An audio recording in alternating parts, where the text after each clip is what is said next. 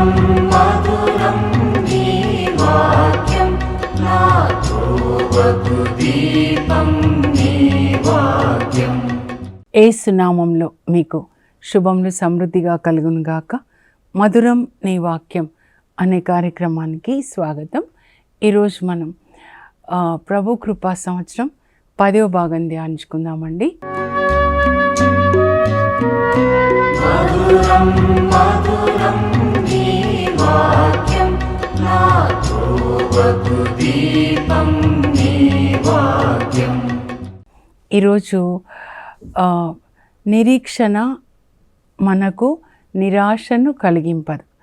నిరీక్షణ మనలను సిగ్గుపడనీయదు. Hope does not disappoint us. ముఖ్యమైన సందేశం జూబ్లీ ఇయర్కి ఏంటి అనంటే నిరీక్షణ. నిరీక్షణ అంటే మంచి జరుగుతుంది అని విశ్వాసంతో ఎదురు చూడడం అన్నమాట. మోనికా తల్లిని గురించి కూడా మనం ధ్యానించుకున్నాం, అబ్రాహాంని గురించి ధ్యానించుకున్నాం. అలాగే యోసేపు, దేవుడు ఏ వాగ్దానం చేశాడో అది నాకు నెరవేరుస్తాడు. ఆయన జైల్లో ఉన్నా లేదా పోతీఫర్ దగ్గర బానిసగా ఉన్నా ఆ విశ్వాసాన్ని కలిగి ఉన్నాడు, నిరీక్షణ. అలాగే తన సోదరులని, ఇజ్రాయేల్ ప్రజల్ని, తన సోదరులందరినీ దేవుడు ఐగుప్తు నుంచి ఒకరోజు అబ్రాహాము, ఇస్సాకు, యాకోబులకి వాగ్దానం చేసిన వాగ్దత్త భూమికి తీసుకెళ్తాడు అనే నిరీక్షణ యోసేపు కలిగి ఉన్నాడండి. తన ఆస్తులను కూడా తీసుకొని వెళ్ళమంటాడు. కానీ అన్నిటికంటే ముఖ్యమైన నిరీక్షణ ఏంటంటే దేవుడు ఇజ్రాయేల్ ప్రజల్ని అబ్రాహాము, ఇస్సాకు, యాకోబులకు వాగ్దానం చేసినట్లుగా, ప్రమాణం చేసినట్లుగా కానా దేశానికి తీసుకెళ్తాడు. ఇప్పుడు నూతన నిబంధనలో మన నిరీక్షణ ఏంటంటే దేవుడు యేసుక్రీస్తు ద్వారా వాగ్దానం చేసిన ఆ పరలోకానికి మనల్ని తీసుకొని వెళ్తాడు. అందుకే ప్రభు చెప్తారు కడరా భోజన సమయంలో దాని మీదే మన మనసు పెట్టుకోవాలండి. మీరు ఆ లోగో చూసినట్లయితే జూబ్లీ లోగోలో మరి సిలువని 4 మనుషులు హత్తుకొని ఉన్నారు కదా. ఆ సిలువనే మనకి నిరీక్షణ అన్నమాట. కింద ఏమని రాయబడి ఉందండి? నిరీక్షణ యాత్రికులు అని కదా, పిలిగ్రిమ్స్ ఆఫ్ హోప్ అన్నమాట. మనందరి నిరీక్షణ ఏంటంటే పరలోకం. అది మన కానా దేశం అన్నమాట. సో ఆ కానా దేశం వైపే మనం ప్రయాణం చేస్తూ ఉండాలి. ఆత్మలో జీవించాలన్నమాట. ప్రతిరోజు మన ప్రయాణం పరలోకం వైపు, అప్వార్డ్ డైరెక్షన్. అంటే ఆత్మలో జీవిస్తే మనం ప్రతిరోజు మరి పరలోకం వైపు ప్రయాణిస్తాం. యేసు ప్రభుని పట్టుకోవాలి, ఆయన వాక్యాన్ని పట్టుకోవాలి. అపోస్తులు యేసు ప్రభుని అనుసరించారు, పునీతులు. మనం కూడా వాళ్ళు నడిచిన బాటలో నడవాలండి. శరీరం వాంఛల చొప్పున మనం జీవిస్తే మన డైరెక్షన్ ఎటు అంటే డౌన్వర్డ్ డైరెక్షన్ అన్నమాట, నరకం వైపు ఉంటుంది.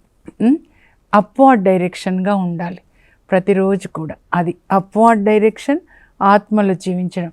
గలతీ 5:16 నుంచి పౌలు రాస్తాడనమాట.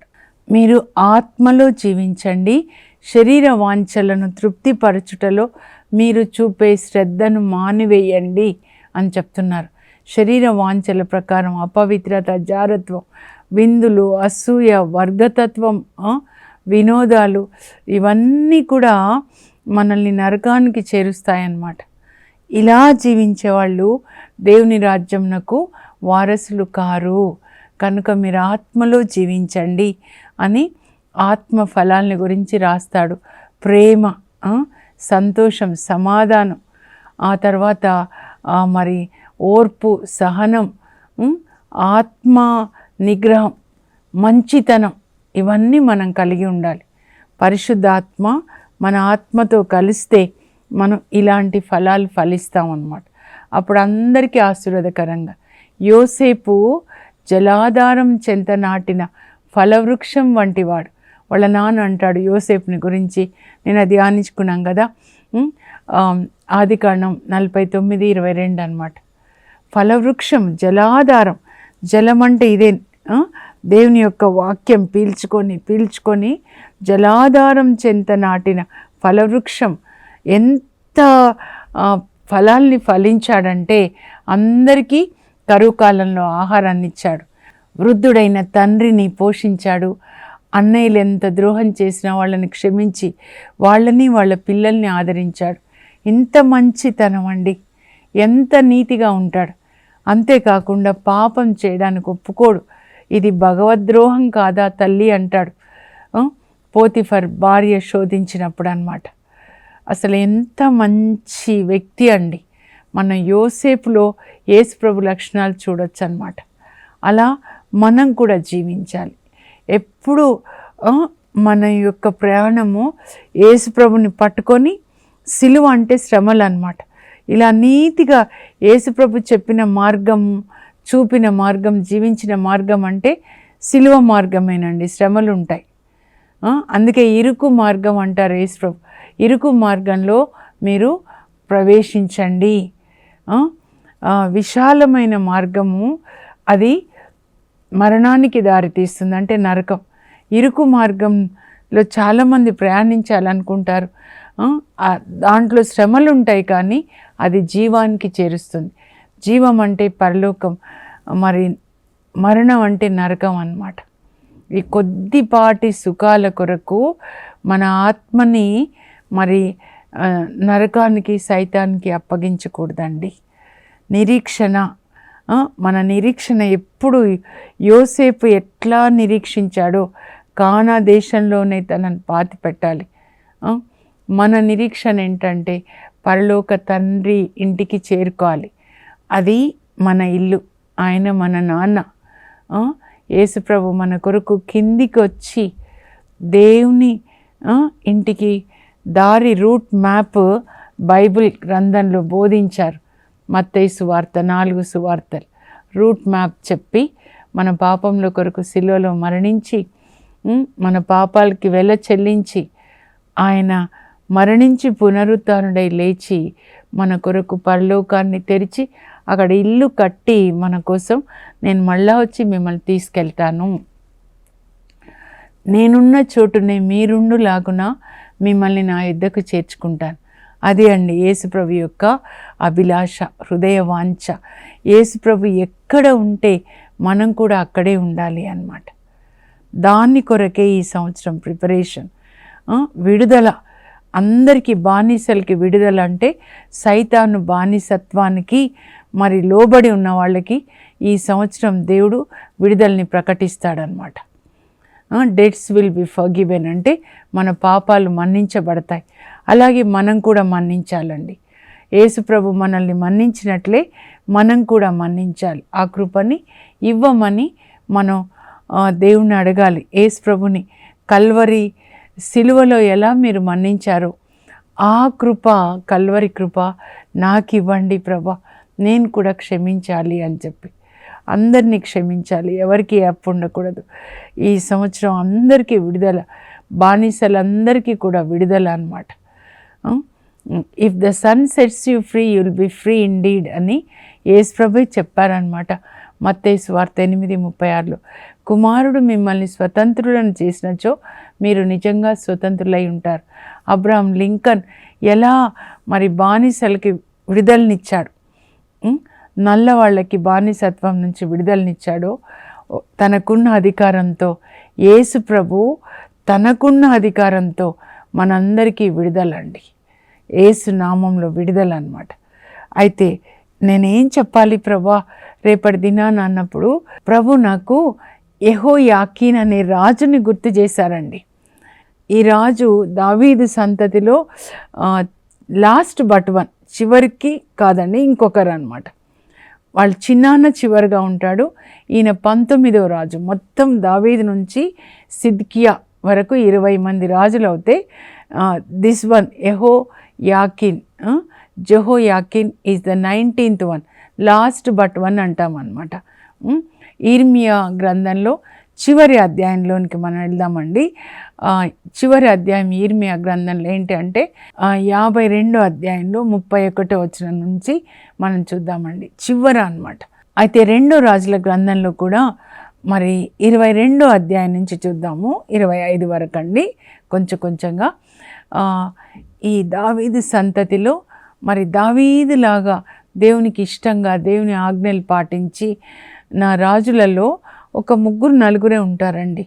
యెహోషాఫాతు, తర్వాత హిజ్కియా, ఆ తర్వాత ఈయన జోసయ్య అంటారు, హోషియా రాజు అనమాట. అయితే ఈయన చాలా చక్కగా ఉంటాడండి.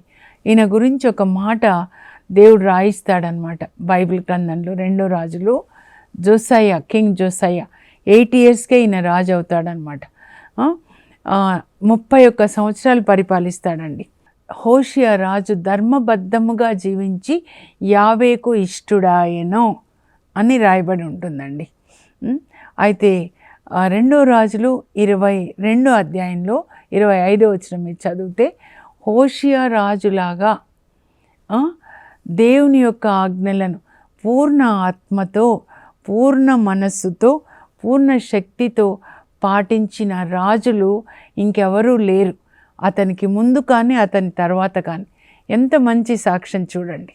అంతగా దేవుని ఆజ్ఞలు పాటిస్తాడండి. హుల్దా ప్రవక్త దగ్గర కూడా పంపిస్తాడు. ఏంటి ఒక ధర్మశాస్త్రం బొక్కసంలో దొరికితే ఏంటి దీని అర్థం అని. అప్పుడు ఆమె చెప్తుందన్నమాట, ఇదిగో ప్రజలు దేవుని ఆజ్ఞలు పాటించట్లేదు కనుక ఈ శిక్షలన్నీ నేను పంపబోతున్నాను అని ఆమె కూడా చెప్తుంది. అయితే మీరు ఎప్పుడైతే ఆ గ్రంథాన్ని చదివి మీరు పశ్చాత్తాపడి బట్టలు చించుకొని దేవుని సన్నిధిలో మీరు వినయాన్ని ప్రదర్శించారు కనుక నేను పంపేదనన్న ఈ యొక్క శిక్ష మీ కాలంలో కాదు, మీ కుమారుల కాలంలో పంపిస్తానని దేవుడు చెప్తున్నారని హుల్దా ప్రవక్తి కూడా చెప్తుందండి, ప్రవచిస్తుంది అన్నమాట. ఇంత మంచి హోషియా అండి, దేవుని ఆజ్ఞలను ప్రజలు పాటించేలాగా తాను చదివి వాళ్ళకి వినిపిస్తాడు. ఒక రాజు బైబిల్ గ్రంథాన్ని చదివి ప్రజలకు వినిపిస్తాడు, మీరు ఇలా ఉండండి అని. అప్పుడు ప్రజలు పాటిస్తారు కదా, అలాగే పాటిస్తారనమాట. అయితే తన కొడుకులు మాత్రం సరిగ్గా ఉండరండి. పెద్ద కొడుకు యెహోవాహాస్ 3 నెలలు పరిపాలిస్తాడు. ఐగుప్తు రాజు తీసుకొని వెళ్తాడు బందీగా, నెకో అనమాట. ఇంకా ఈ 2వ కొడుకు 3వ కొడుకు ఎక్కువ పరిపాలిస్తారండి. ఆయన పేరేంటంటే యెహోయాకీం అనమాట. చాలా అధర్మం. ఇర్మియా గ్రంథంలో ఈయన గురించి ఇర్మియా చెప్తాడనమాట. ప్యాలెస్ ఆయన రాజుగా ఉన్నప్పుడే, యెహోయాకీం రాజుగా ఉన్నప్పుడే ఆయన ప్యాలెస్ ముందు నిలబడి చెప్తాడనమాట, నువ్వు అధర్మ మార్గంలో ప్యాలెస్ని కట్టించుకున్నావు, కూలి వాళ్ళకి కూలి ఎగ్గొట్టి, కానీ మీ నాన్న అలా లేడు. మీ నాన్న దేవుని ఆజ్ఞలకు లోబడి జీవించాడు కనుక మీ నాన్నని దేవుడు దీవించారు. నువ్వు ఇంత దుర్మార్గంగా ఉన్నావు, నువ్వు చస్తే ఒక గాడిద చనిపోతే ఎట్లనో అట్లా పడేస్తారు ఎవరు కూడా, నువ్వు చనిపోయినావు అని ఎవరు ఏడవరు అని చెప్తారనమాట. ఇర్మియా సందేశం యెహోయాకీంకి ఇస్తే అండి, ఆ సందేశాన్ని వింటూ చలి కాచుకుంటూ కుంపటి ముందు కూర్చుని చలి కాచుకుంటూ ఆ సందేశాన్ని వింటూ, అప్పుడు ఆ సందేశం తీసుకొని ఆ అగ్నిలో వేసేస్తాడండి, కుంపటిలో. 35 అధ్యాయాలు కాలిపోతుంది. అంత దైవభీతి లేదు. వాళ్ళ నానేమో ధర్మశాస్త్రం చదివినప్పుడు ఏడ్చి పశ్చాత్తాపడతాడు. ఈయనేమో దేవుని సందేశాన్ని విన్నప్పుడు ఈయన పశ్చాత్తాపడడం కాదు, గ్రంథాన్ని కాల్చేస్తాడు. అంత గర్వం అన్నమాట ఈయనకి. అయితే ఈ యెహోయాకీం రాజుకి మరి ఆయన కొడుకండి, ఆయన పేరు యెహోయాకీన్ అనమాట. ఈయన దైవభీతి గలవాడు. ఈయన యెహోయాకీం అనమాట. దైవభీతి ఉండదు కదా. అప్పుడు ఇంకా నెబుకద్నెజర్ రాజు ఈయనను బంధించి తీసుకొని వెళ్ళిపోతాడండి. తీసుకొని వెళ్ళిన తర్వాత ఆయన కొడుకు యెహోయాకీన్ని రాజుగా చేస్తారు. 3 నెలలే ఆయన రాజుగా ఉంటాడు. తర్వాత ఈయనను కూడా తీసుకొని వెళ్తాడు నెబుకద్నెజర్ అనమాట, 2వ బ్యాచ్లో. అప్పుడే మోర్డెకాయి, ఎజ్కేల్ని కూడా తీసుకొని వెళ్తాడు. 3 నెలలే రాజుగా ఉంటాడు, 18 సంవత్సరాల వయసులో తీసుకొని వెళ్తారు. తర్వాత నెక్స్ట్ సిద్కియా అనమాట. ఈ సిద్కియా 3వ కొడుకు హోషియాకి. ఓకే, ఈయన కూడా 11 సంవత్సరాలు రాజుగా ఉంటాడు. ఇర్మియా చెప్తాడు, నువ్వు లొంగిపోతే మరి దేవాలయాన్ని కాల్చివేయరు, నీకు కూడా ఏ ప్రమాదం ఉండదు, మీరు బాబిలోనియా రాజుకి లోబడి ఉండండి అని తన సెక్రటరీ ద్వారా కూడా, బారూక్ ద్వారా కూడా సందేశాన్ని పంపిస్తాడు. మీరు బాబిలోనియా రాజుకి లోబడి ఉండండి, మెడలోంచి ఆయనకి సేవ చేయండి అని చెప్తే వీళ్ళు వినరండి. యెహోయాకీం రాజు, సిద్కియా రాజు వీళ్ళిద్దరూ వినరు, జోసాయా కుమారులు. కానీ మనవడు యెహోయాకీం యొక్క కొడుకు అనమాట యెహోయాకీన్ వింటాడండి.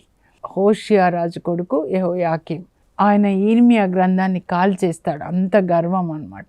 పెద్ద ప్యాలెస్ కట్టించుకుంటాడు. కూలి వాళ్ళకి కూలి కూడా ఇవ్వడు, పని వాళ్ళకి. ఆయన కొడుకు యెహోయాకీన్ ఆయన ఏం చేస్తాడంటే, వీళ్ళు ముగ్గురు వెళ్ళారు. మీరు చూడండి, యెహోయాకీం వెళ్ళాడు, సిద్కియా వెళ్ళాడు, హోషియా కుమారులు.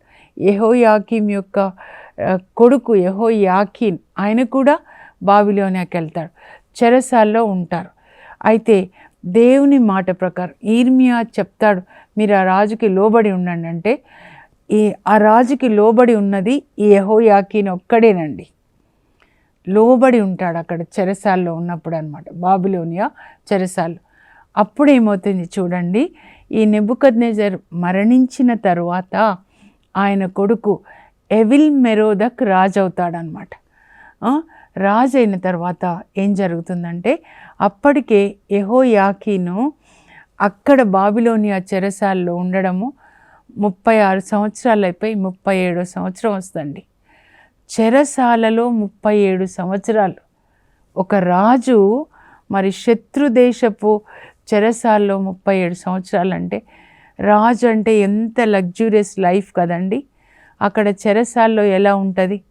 అయితే ఈ యెహోయాకీను 37వ సంవత్సరం చెరసాల్లో ఉండడం.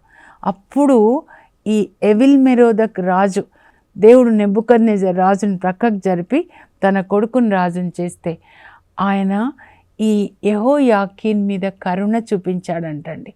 ఎందుకంటే లోబడి ఉన్నాడు కదా బాబిలోనే రాజుకి, విధేయించాడు. దేవుడు ఇర్మియా ప్రవక్త ద్వారా ఏది చెప్పారో దాన్ని ఈయనొక్కడే వింటాడు. అందువలన దేవుడు ఈయనను ఎట్లా కరుణించారంటే, ఆయనకి ఖైదీ దుస్తీలు తొలగించి, ఆ తర్వాత ఆ బాబిలోనియాలో చెరసాల్లో ఉన్న రాజులందరి మీద పెద్దని చేస్తారంట. అంటే వేరే దేశాల రాజుల్ని కూడా వీళ్ళు బంధించుకొని వచ్చి చెరసాల్లో పెడతారు కదా. అప్పటికే మరి వాళ్ళ నాన్న ఉండొచ్చు, వాళ్ళ చిన్నాన్న కూడా ఉండొచ్చు. కానీ ఈ చిన్న అబ్బాయి 18 సంవత్సరాలప్పుడే వెళ్ళిపోతాడు. 37వ సంవత్సరం అన్నమాట ఇది. 36 సంవత్సరాలు జైల్లో ఉన్నాడనమాట. ఈయనని అన్ని దేశాల రాజులు ఎవరెవరైతే బాబిలోనియా చెరసాల్లో ఉన్నారో వాళ్ళందరి మీద, రాజులందరి మీద రాజుల్ని చేస్తాడంట. దేవుని కృప చూడండి.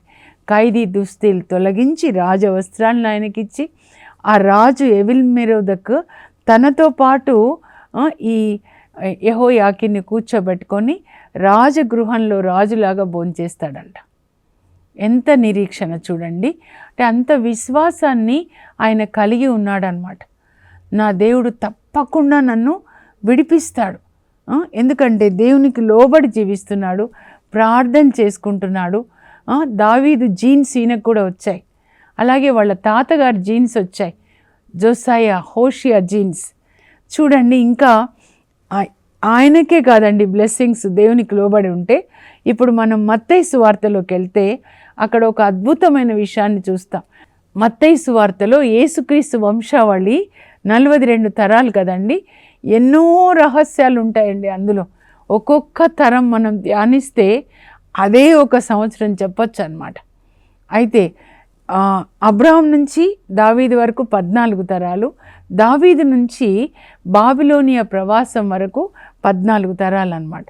అయితే దావీదు నుంచి చివరి ఎవరంటే హోషియా రాజునకు ఎకోనియా పుట్టెనో. ఈ యెహోయాకీన్ పేరే ఎకోనియా అని పెట్టారనమాట. ఇక్కడ ఆయనకి అక్కడ బాబిలోనియా ప్రవాసంలో ఉన్నప్పుడు ఖైదీలో ఉంటాడు కదండి చెరసాల్లో. ఆయనకి అక్కడ షయల్తీయేల్ పుట్టాడంట. షయల్తీయేల్కి జెరుబ్బాబెల్ పుట్టాడు. ఆ జెరుబ్బాబెల్కి దేవుడు మళ్ళా దావీదు యొక్క జీన్స్ అండి, అదే జీన్స్ అన్నమాట వచ్చాయి. అలా రాచరికపు జీన్స్. దేవుణ్ణి ప్రేమించాలి, దేవుని కొరకు ఆలయం కట్టాలి, ప్రజలందరినీ జెరుబ్బాబెలు నడిపించుకొని తీసుకొస్తాడండి. యెహోషువ జెరుబ్బాబెలు బాబిలోనియా నుంచి తీసుకొని వచ్చి రెండవ దేవాలయము ఈయనతో దేవుడు కట్టిస్తాడు. మొదటి దేవాలయం సొలొమోన్ దావీదు కొడుకుతో కట్టిస్తే, రెండవ దేవాలయము సొలొమోన్ యొక్క మరి అనుయాయి సక్సెసర్ అన్నమాట. ఆయన జెరుబ్బాబెల్తో కట్టిస్తారు.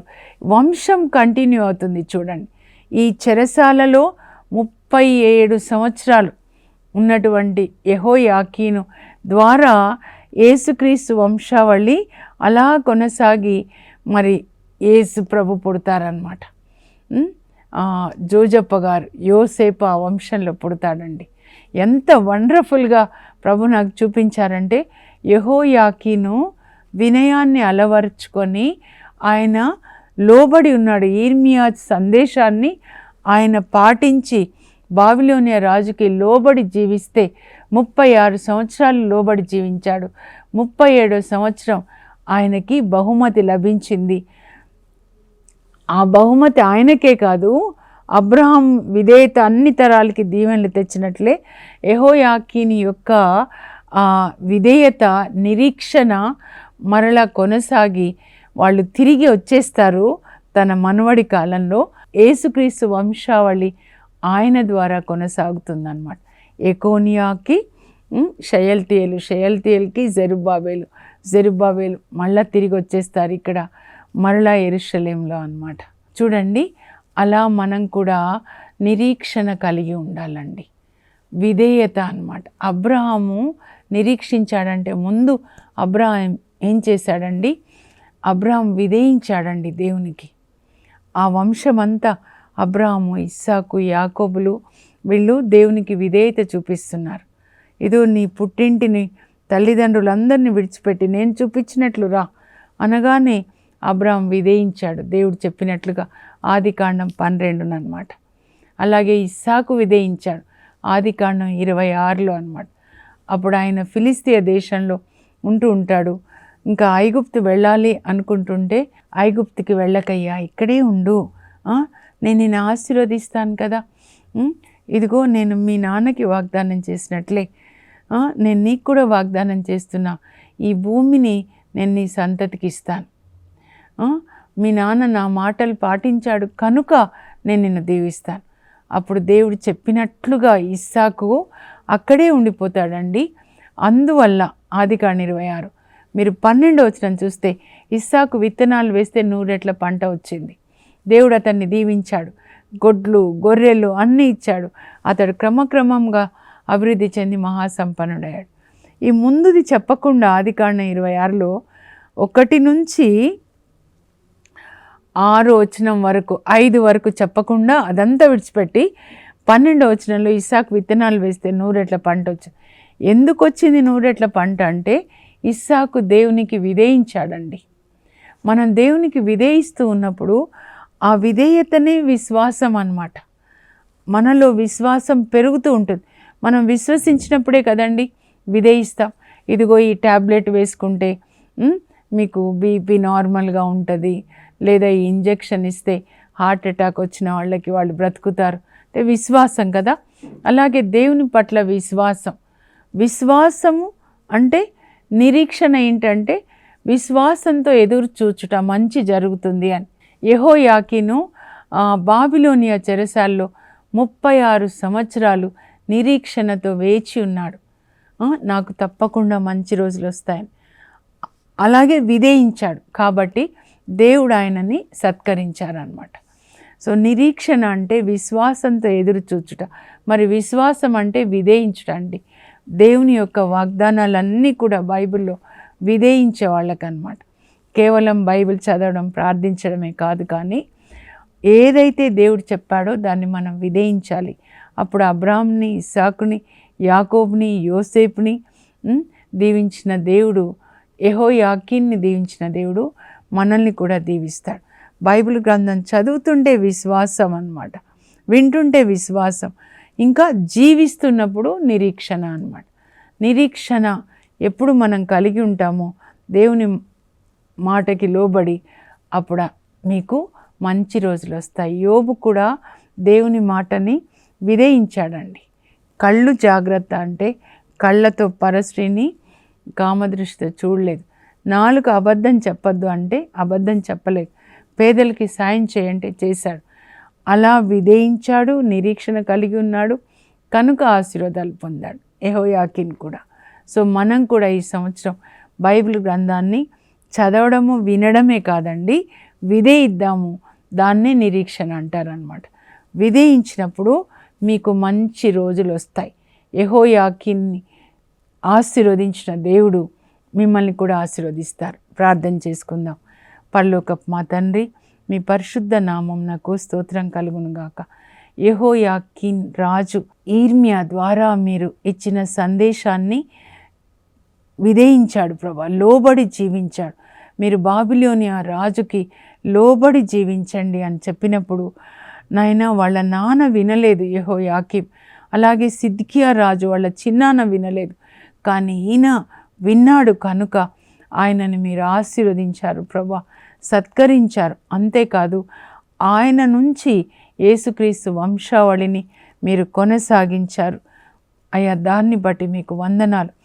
అలా మేం కూడా మీ మాటకి విధేయత కలిగి జీవించేటట్లు, అప్పుడు మేం మాత్రమే కాకుండా మా పిల్లలు తరతరాలు ఆశీర్వదించబడేటట్లుగా కృపని మాకు దయచేయండి, ఆ వివేకాన్ని దయచేయండి ప్రభా. ఇదిగో నా ఆజ్ఞలు పాటించే వాళ్ళని 1000 తరంల వరకు నేను దీవిస్తానని మొదటి ఆజ్ఞలోనే మీరు చెప్పారు.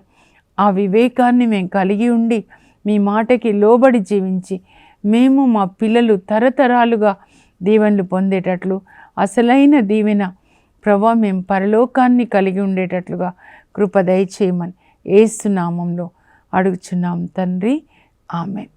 దేవుని మాటకి లోబడి ఉండి నిరీక్షణ కలిగి ఉండండి. యోబుని దీవించిన దేవుడు, అబ్రాహాం, ఇస్సాక్, యాకోబులను దీవించిన దేవుడు మిమ్మల్ని కూడా దీవిస్తాడు. God bless you. Have a blessed day.